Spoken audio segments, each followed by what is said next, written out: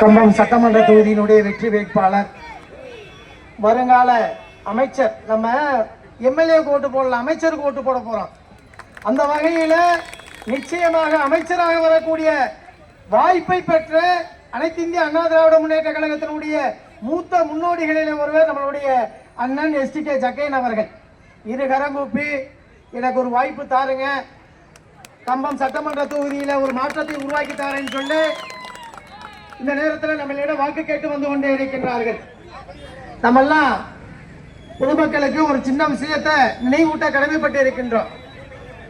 இது 5 ஆண்டுகளுக்கு ஒரு முறை வந்து போகக்கூடிய சராசரியான சட்டமன்ற தேர்தல் அல்ல. தமிழகத்திலே எதை சொல்லி ஆட்சிக்கு வந்தார்களோ மக்களுக்கு சேவை என்ற நோக்கத்தை திசை திருப்பி மக்களுடைய வாழ்க்கை தரத்தை பின்னுக்கு தள்ளி வார்த்தை ஜாலங்களால் கவர்ச்சிகரமான திட்டங்களை மாத்திரம் அள்ளி தெளித்து விட்டு மக்களுக்கு சென்று சேர விடாமல் தான் குடும்பம் மாத்திரமே அதுல பலன் பெற்ற ஒரு வித்தை காட்டக்கூடிய ஒரு கொள்ளை கூட்டம் தமிழகத்திலே ஆட்சி செய்து கொண்டிருக்கின்றது. என்ன சொல்லி ஆட்சிக்கு வந்தாங்க? நாங்க ஆட்சிக்கு வந்தா படித்த இளைஞர்களுக்கு வேலை வாய்ப்பு, படித்த படிப்புக்காக வாங்கிய கல்வி கடன் ரத்து, நீட்டு தேர்வு ரத்து, இப்படி ஒட்டுமொத்தமாக மக்களை ஏமாற்றக்கூடிய விஷயங்கள் எல்லாம் தேர்தல் நேரத்தில் சொல்லி தேர்தல் நிறைவடைந்த பொழுது இப்ப இந்த 1 மாசத்துக்கு முன்னால கேட்கிறாங்க, உங்களுடைய கனவை சொல்கிறேன் நாங்கள் நிறைவேற்றம் சொல்லு. என்ன கனவு? 5 ஆண்டுகளுக்கு ஒரு முறை 5 ஆண்டுகள் கழித்து கனவை கேட்கிறாங்கன்னு சொன்னா உண்மையிலே இவர்களுக்கு நம்மளுக்கு நல்லது செய்ய போறாங்களா? தமிழ்நாடு இப்ப எப்பேற்பட்ட சூழ்நிலையில இருக்கு?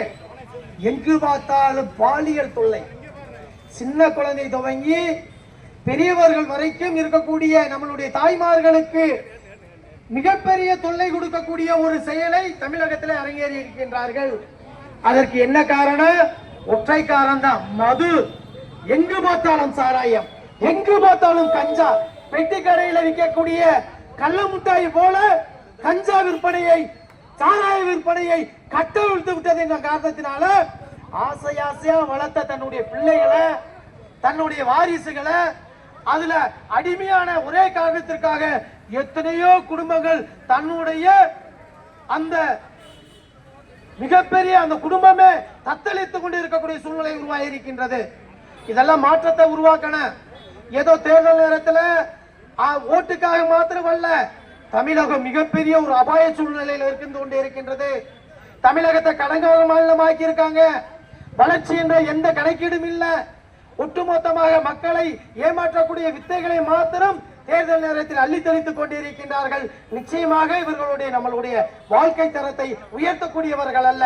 மாறாக அண்ணன் அவர்கள் ஏற்கனவே நம்மளுடைய கம்பம் சட்டமன்ற தொகுதியிலே மக்களுடைய பணியை சிறப்பாக செய்து முடித்திருக்கின்றார்.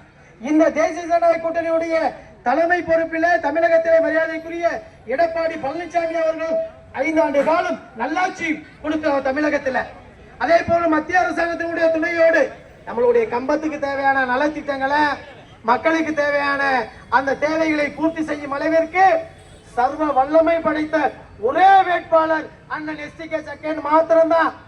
ஏன்னு சொன்னா ஏற்கனவே தமிழ்நாட்டை ஆண்டு கொண்டு இருக்கக்கூடிய திராவிட முன்னேற்ற கழகம் மத்திய அரசாங்கம் எங்களுக்கு நிதி கொடுக்கலங்க, மத்திய அரசாங்கம் எங்களை ஓரவஞ்சனையோட பாக்குதுங்க, மத்திய அரசாங்கம் நம்மளை தமிழ்நாட்டை புறக்கணிக்குதுங்கன்னு சொல்லி பொய்யான விஷயத்தை சொன்னவர்கள் மத்தியில பாரத பிரதமருடைய நேரடியாக பேசக்கூடியவர்.